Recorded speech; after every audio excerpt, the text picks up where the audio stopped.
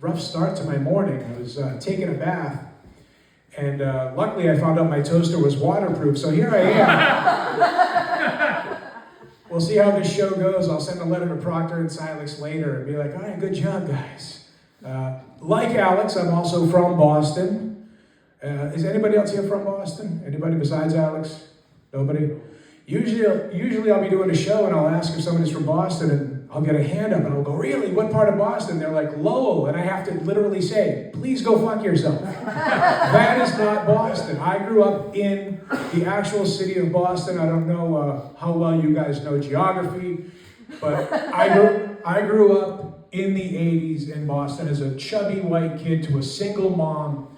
Do you have any idea how hard it is to grow up in Boston in the 80s as a fat kid in Roxbury? I don't, because I'm from West Roxbury, but I imagine it was pretty bad. Because I watched the news growing up, and I knew that was the bad part of town where I wasn't allowed to go. Grew up in an Irish neighborhood. My best friend's name was Sully, because of course he was. Sully had an older brother. His name was Sully. Actually, he had a younger brother too. His name was Sully. Had a sister, Andy Schatz. It was fucking Karen, you weirdo. Really? Who knows a woman named Sully? It's always Karen. She was actually my first girlfriend growing up, which was really weird because she was the twin of my best friend, and they made some of the same noises when they were excited. Like, while she was having an orgasm or we were playing Xbox, I was like, that sounds way too similar. So I stopped playing video games when I was 17. Absolutely worth it. Karen and I had sex. She broke me into my manhood. We had sex at a cemetery because that's where you go with a car at 2 o'clock in the morning. And I'll never forget the first time we were together.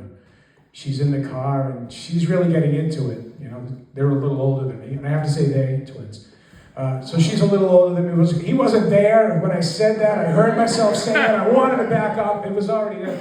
So we're in the parking lot at St. Teresa's, and she's in there, and she's just, the inside of the car is moist with condensation, and she's just grabbing her chest, and she's, Paul, oh my God. But I had gotten out to pee. She ruined the clutch in my dad's car.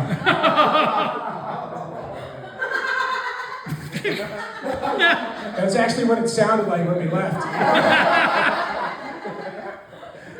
No, my stepdad's car, actually, because my mom was trying to raise 3 boys by herself, and we were assholes, I guess. So, I mean, we got it from her. She was done with 2 husbands by the time I was 12. I don't fucking know.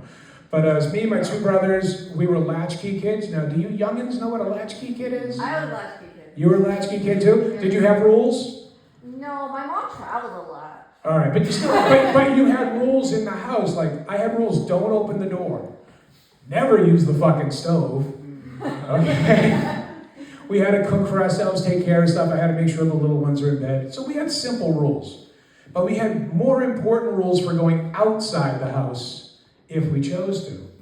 Don't leave the neighborhood. Make sure you have on clean underwear. That was the big one. You didn't have the clean underwear rule? No? I question your panties right now. We were not allowed to go outside. My mother was terrified that we would get nailed by like the 36 bus or my Uncle Joe, which was statistically more likely to happen. Uncle Joe, everybody had an Uncle Joe. You ever get older, you realize all your family secrets, all the stuff that you learn about. We all had an Uncle Joe. Uncle Joe was great. He used to let me sip his homemade wine, and then we'd play wrestling, because WWF was huge back then. And he did the best sleeper hold. Every time he did the sleeper hold, I'd wake up and my underwear was on inside out. I don't know how he did it. Every single time. My farts whistle. I shouldn't do this one in here. I was an altar boy at St. Teresa's in the actually late 80s, early 90s. And I know, again, chubby white kid, single mom, and I know what you're thinking. I was not molested. I tried. I mean, they said that's how you get into heaven. You make it into the alt, you know, it just never worked. Timmy Hughes had longer fingers, I guess. I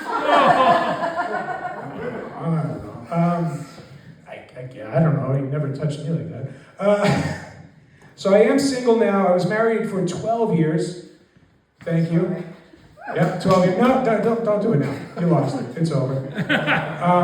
it's weird because I have kids that are old. I don't even call them kids anymore. I have young adults. I have a 22, a 17, and a 19-year-old. So my 22-year-old got kicked out of the house by his mother. So he moved in with his grandmother, which made a lot of sense because when his mother kicked me out, I also moved in with his grandmother. So as a, what am I now, 50? As a 50-year-old guy, I'm sharing a bedroom with my 22-year-old son. That's not the funny part. The funny part is we're both on Tinder an awful lot. The sad part is we both matched with the same woman on Tinder. It was his high school IEP teacher. Oh. And he fucking won. Yeah, I've decided I don't like the dating apps anymore. I kind of am selfish because I'm pretty sure every time a woman matches with me, I just assume there's something wrong with her. So I'm like, nah, it's a waste of time. I got a new dating site though, Unhinged. Because that seems to be the only thing I connect with is absolutely psycho women who get mad at me when I drive in front of their house and check out their bushes. I don't know, it doesn't feel like a terrible thing. I mean, I was complimenting it. So I live in Norwood now. I don't know if anybody knows where Norwood is. It's adjacent to Canton. I think everybody's heard of Canton the last 5 years. So in the last, 2025, right? So in the last 5 or 6 years, all we've had is COVID and Karen Reed. That is literally it for the news for the last half a decade. Well, there was like 3 months where we had murder hornets. You guys remember the murder hornets? They either got wiped out by COVID or run over by Karen Reed. I'm not sure, but those disappeared. I actually used to work in one of the bars that Karen Reed and John O'Keefe would frequent because I've been a DJ for 30 years because, hey, after I got divorced, I figured that's how a fat kid would get laid. That's not funny either. Why? Just kick up all my tragedies.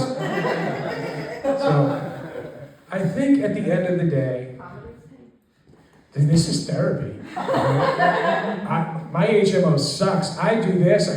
I'll go in the bathroom and cry with Jesus covering his eyes. It'll be a good time. Thanks for derailing my train, you daffy bastard. What was I talking about? Karen Reed. Yeah. So I don't know what side you come down on. I don't. I mean, whether you think she did it, whether you think there's a suspicious conspiracy going on, or whatever you believe, I think it's fair that we can all agree that women shouldn't drive. Like, ever, at all. That's not even a joke. I just fear for my life every day on the road. I wish I was kidding. Alex was talking earlier about everything's gummies now. You guys don't do the weed gummies and every other kind of gummy in the world? Like, literally, I don't smoke weed. I just did a show at a pot shop, which you think would be great because everybody was stoned, but it was just weird because I had to explain everything over and over again. But I've never smoked, well, I smoked weed in high school quite a week, but I've never been a weed smoker, never really done any hardcore drugs. I'm just boring, I guess. Maybe that's why I don't have any matches online. But Alex was talking about everything's a gummy now, and the reason everything is a gummy, I realized this Halloween just passed, and I go, I got it. We ruined our fucking teeth in the 80s and we can't chew candy anymore. So that's why we have Smarties gummies and Starburst gummies, because we can't fucking do anything without ripping our teeth out. Which, actually, I only had one cavity, because again, grew up in Boston, they put fluoride in our water, which is probably why I'm autistic, according to that guy, right? That and my joy of trains. I'm 50 years old and I don't know what 6'7" means, and I'm afraid to ask. And I coach youth football. And the score 2 weeks ago was in Needham. I'm everywhere, okay? Live in one town, coaching another. The final score was 6-7. You wouldn't have fucking cared who won, because the kids on both sides. 6-7! I watched the South Park episode. I still don't get it. We had cool numbers though. We had 420. We had 69. At least they fucking meant something. What is 6-7? But I digress. I just found out very recently that only 20% of people have an internal dialogue. Did you know that? There are people out there that do not have an internal dialogue. Are any of you those people? Is there anybody here that's just out there right now, raw dogging fucking life? Just getting to a restaurant and be like, burger, fries, Diet Coke, let's go. I love my job. I love my day job. I do, all right? I love my day job. But every morning I pull in the parking lot and go, just drive through the fucking building. Just take them all out. Don't kill Betty. We love Betty, but she'll be happy to get out of it. People don't have these thoughts. I went to my psychiatrist, psychologist. Sorry, I always say the wrong thing. I go to my shrink, and she goes, "Do you ever experience the call of the void?" And I go, "What's the call of the void?" And she goes, "When you're driving down the highway and you're just like thinking to yourself, you want to jerk the car off to the side of the road." And I go, "Yeah, who doesn't?" She goes, "Normal people." Normal people don't think that way. So I was like, "Oh, I was kidding."